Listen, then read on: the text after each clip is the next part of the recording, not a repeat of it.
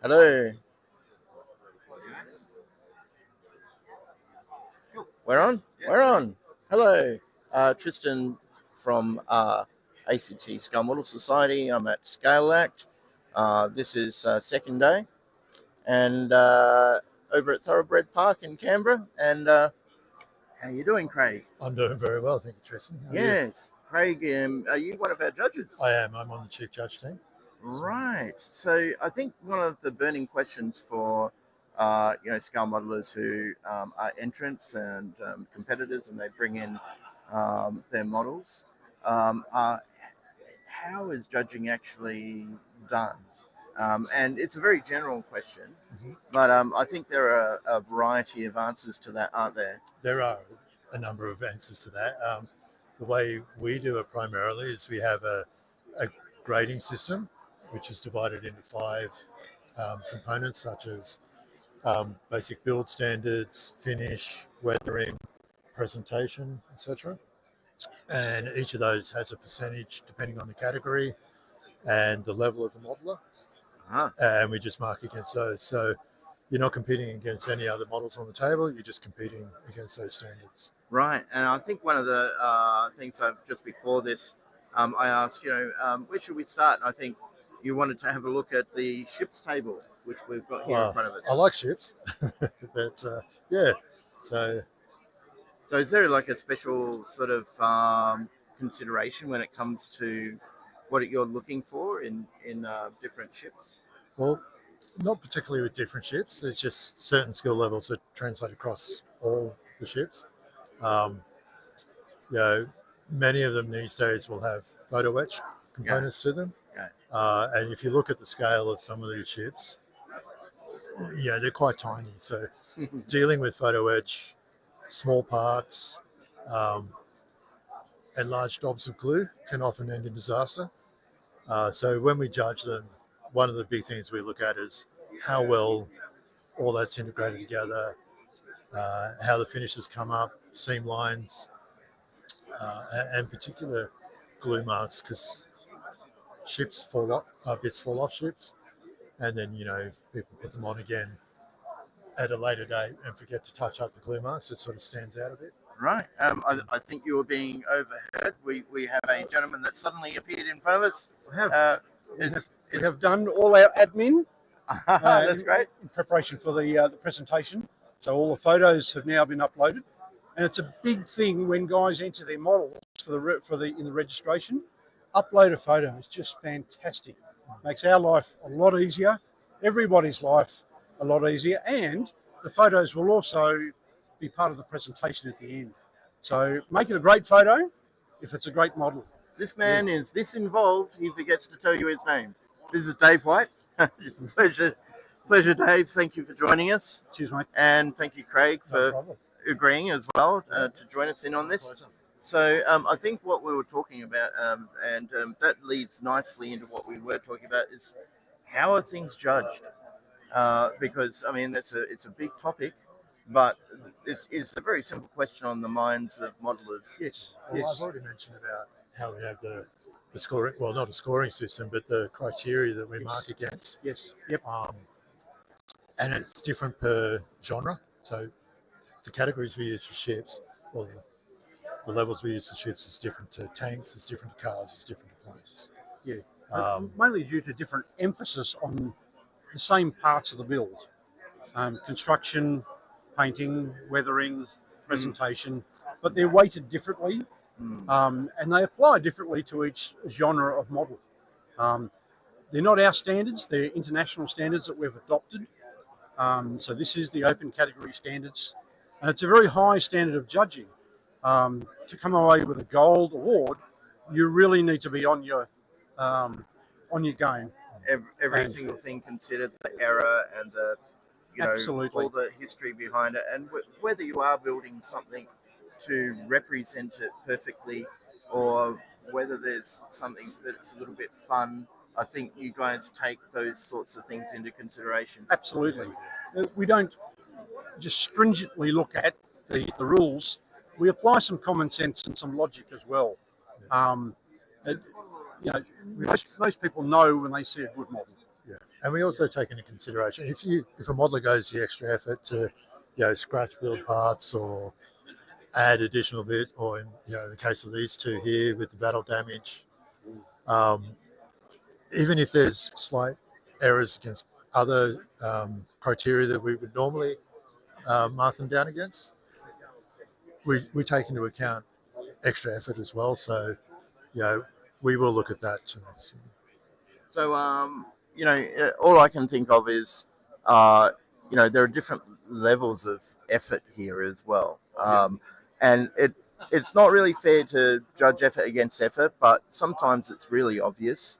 That's great. When you look at something and you can see, yeah, someone's spent a lot of time on this, and then you look at the next thing, it's maybe a slightly different topic, it's a different sort of build, but the effort is, it's like the Masochist Award, where the amount of effort is ridiculous, the amount of parts, the thought that's gone into it, and really, even if it's not the best model, it's still a stupendous amount of work that you have to recognise. So I think that's what that's about. Yeah, and exactly right. You're exactly right there, Tristan.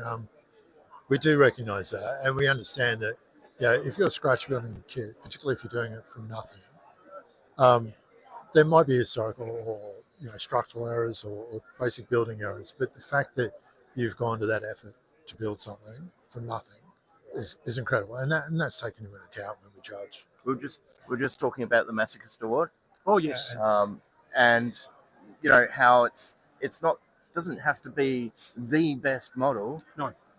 But it surprises everyone that you actually attempted it. Absolutely, and I think the same goes for the best painted model. Doesn't necessarily have to be a gold, silver, bronze. It could be something completely different. And in this case, I think we've chosen a really unique model for that. How do you I'm not going to ask you to tell me whether something is good or bad, because you're judges, right? So we still have a competition going on. But just in my eyes, when I look at this shipwreck here and the amount of work that it would take, and I think there'd probably be a lot of scratch building, but also checking against the historical photos and where it was, and potentially what the colours are, how it's rusted out. Just the skeleton of it. Where would you find that? It must be that someone has built some of that from scratch. The internet's an amazing thing, and if you did a search on that vessel, you'd probably have oblique and vertical imagery of it, and you'd have to have reference material to build that. I don't think it comes from the imagination. And if you're lucky enough to actually live near this particular wreck, this one's off Fraser Island, so it's an actual wreck that exists. And if you're lucky enough to actually be able to visit it, then that's just. Yeah. And that's what a lot of modelers do, don't they? They actually travel the world. Yeah. A name that springs to mind, which I interviewed recently, was John Niska. Yep. And I put him in the newsletter that we've got. But amazingly, he's been around all different countries, and he's sat in all different tanks. He loves armour. Yep. And then he's measured them himself in real life, and then converted those measurements and figured out this is exactly that. Yeah. Well, I suppose in John's case, when he's written a number of books on the subject, your reference needs to be spot on. Yeah. Yes. Very much so. All right. Well, is there something that you would say, about judging that people particularly there's a misconception about?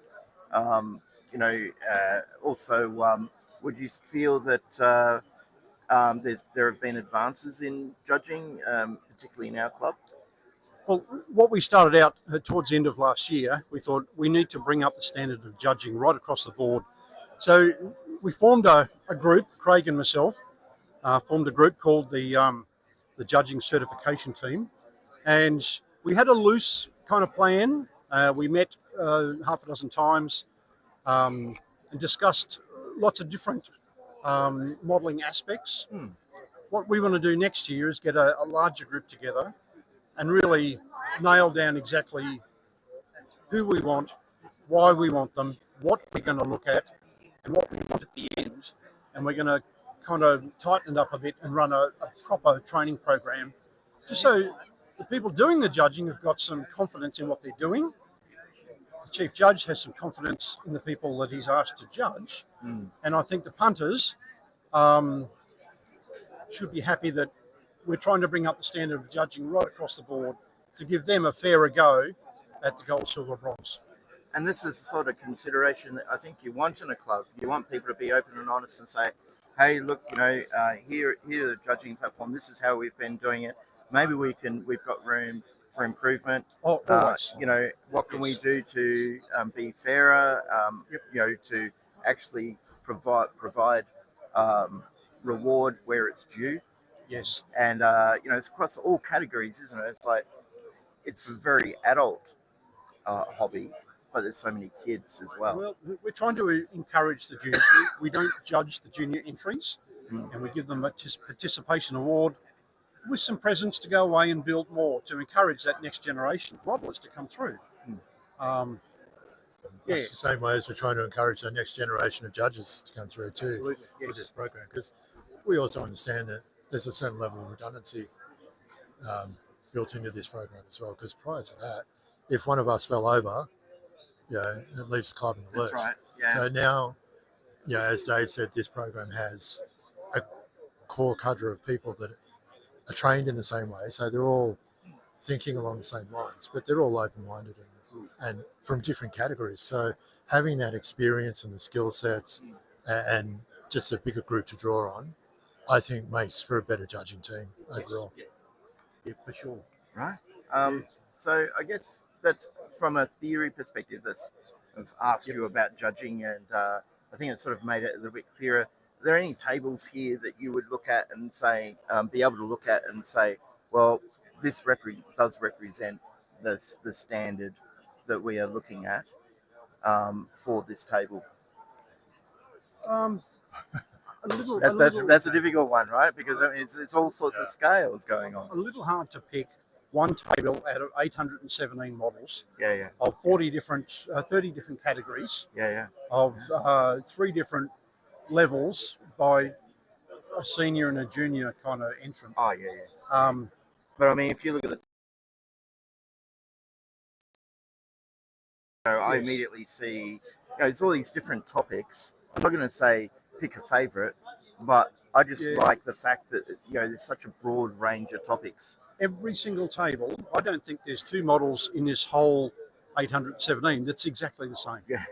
I haven't seen, there might be 1 or 2 Spitfires maybe. Yeah. That's it. The thing that we will do after this is we've asked our photographer to take a photo of each of the tables as a whole photograph, and we're going to go back and review the amount of models on each table to make sure that we're not overcrowded. That in this case here, we've got 2/3 of a table that's not being used well. We've got other tables that are just oversubscribed.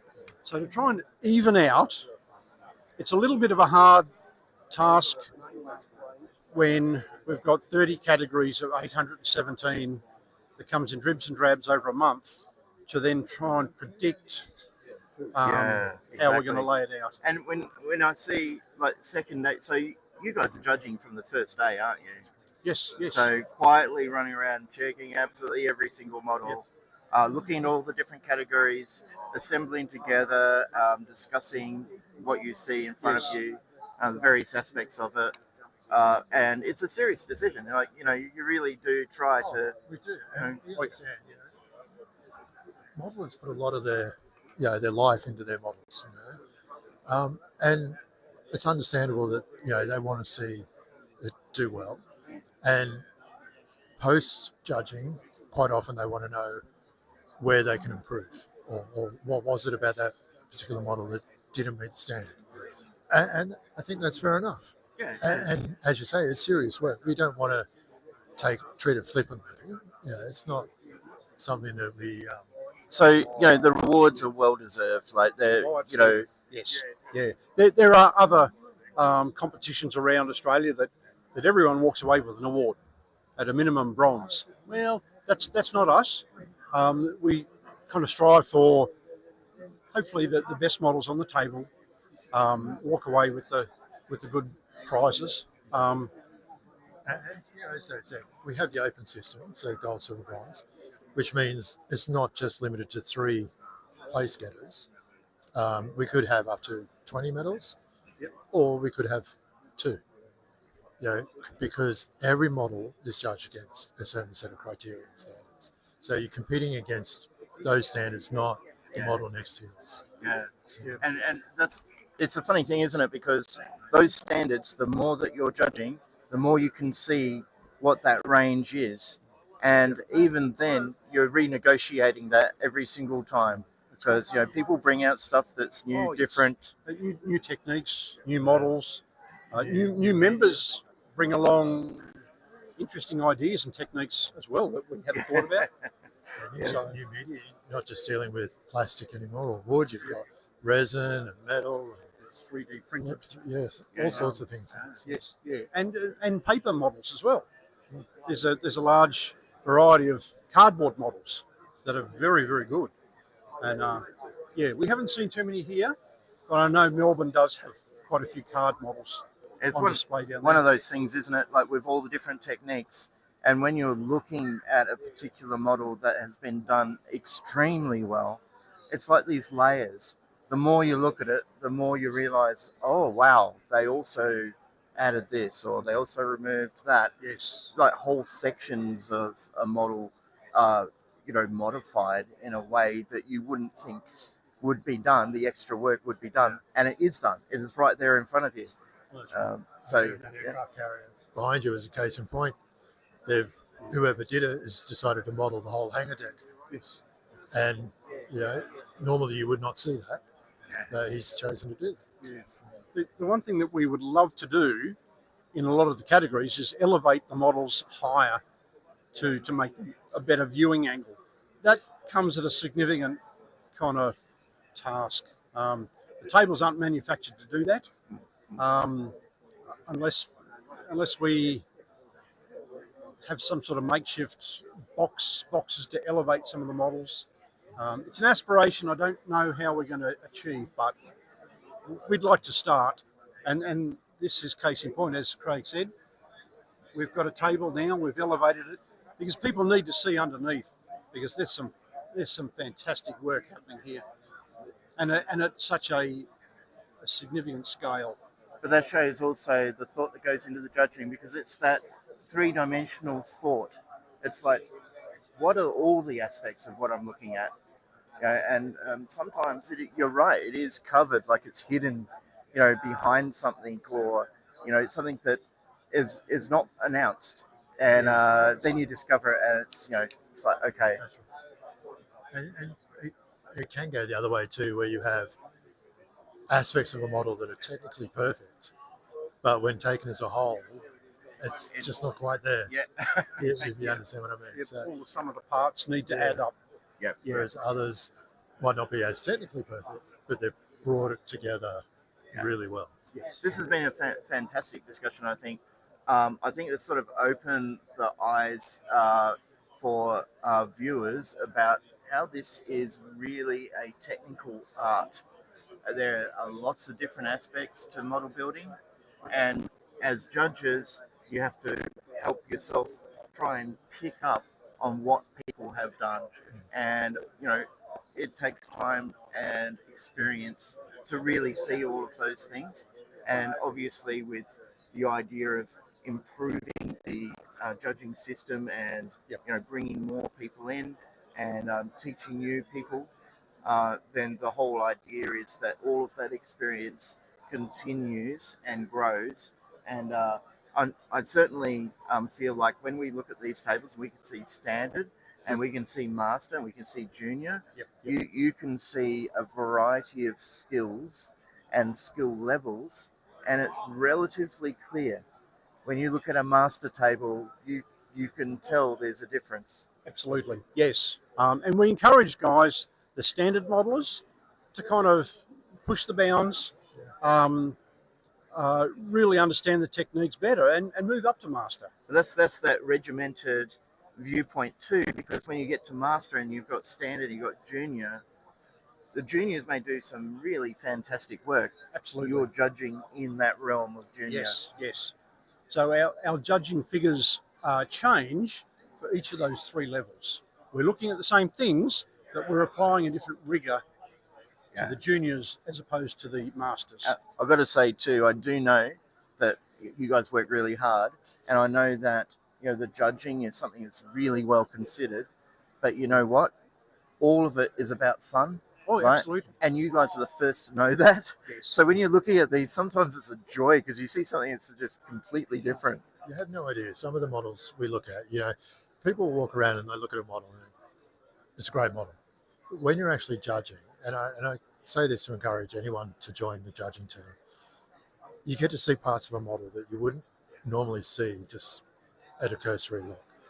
And some of it's just mind-blowing, and it's just awe-inspiring, some of it. The imagination in some of these models as well. So, yes.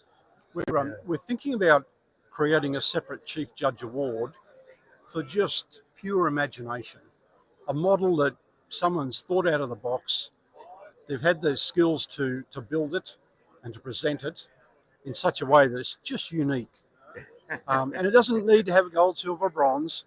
It just needs some, just a little bit of extra absolutely quality that you try to pinpoint. You just can't put your finger on it, but everyone sees it. It's like, it's outstanding. What? Yes, outstanding in a different way, not against a gold, silver, bronze standard. Yeah. So next year we'll have something to issue out when we see such models. Yeah, I think we've covered the ground really well.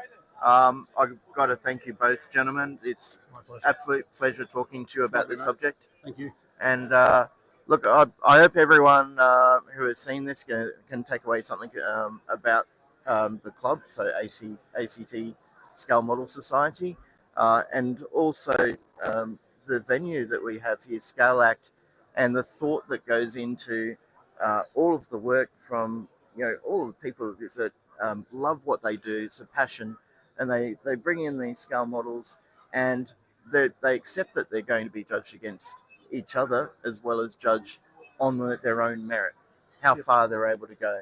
And you see some pretty amazing things at these shows. So all I can say is thank you, gentlemen. Can I just finish on one point? Yes, of course. I'd just love to thank the guys that have come with us to judge. We've had a couple of guys from Western Australia that have just been fantastic. We've had guys from interstate, really exceptional modelers in their own right, to come and give us a hand. Keep in mind that at the end of the day, the Chief Judge has the final say, but we love having really, really experienced modelers to come and help us. We've got the award ceremony coming up. So all of the work that you've done in judging, we get a gratification when we see people come up and look on people's faces. Some people, I won an award? Really? Yes. And even people who've won awards before, it's, there's a satisfaction there that you can definitely see. For sure. So, Yep. Anyway, I think we'll finish the live stream here. And Thank you. fantastic. Thanks for your time, gents. Good stuff. Okay. Well done.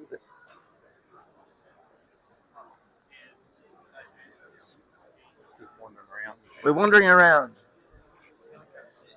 Just towards the end here. This is a little bonus footage. Yes.